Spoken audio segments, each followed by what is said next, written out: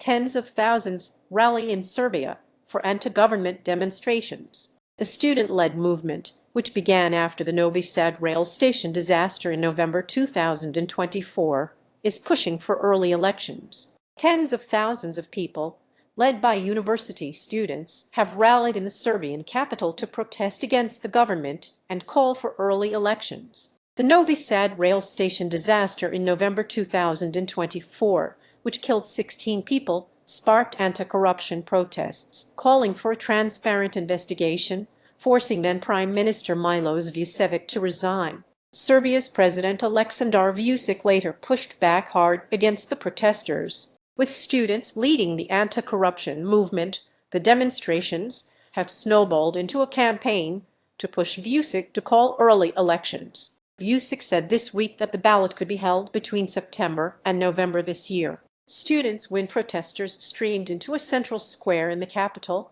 Belgrade, from several directions, many carrying banners and wearing T-shirts inscribed with the Students Win motto of the youth movement. Columns of cars drove into Belgrade from other Serbian towns earlier in the day. Protester Minister Milos Vucevic said students managed to gather us here with their youth and wonderful energy.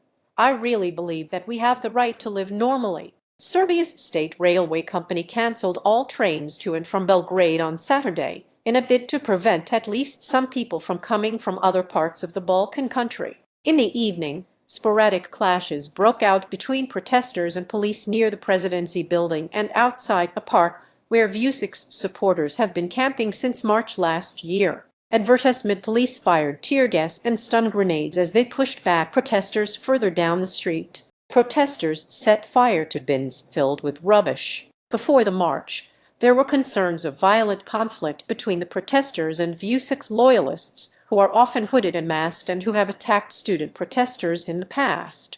The protests have huge support from the public, and that's because they are an all-encompassing movement against the government, Tetiana Kekic, a journalist in Belgrade, told Al Jazeera. She said the challenge for the protesters is that they do not have a clear political platform or policies, and they do not have a leader or a personality which could really challenge the president. Serbia's push to join the EU. The Serbian president has faced international scrutiny for his hardline approach towards the demonstrators. The Council of Europe Commissioner for Human Rights, Michael O'Flaherty, criticized Serbia's government in a report this week and said he will monitor the situation closely on Saturday. Serbia is formally seeking entry into the European Union, but it has maintained close ties with Russia and China. The democratic backsliding under Vucic could cost the country about €1.5 billion, $1.8 billion in European Union funding.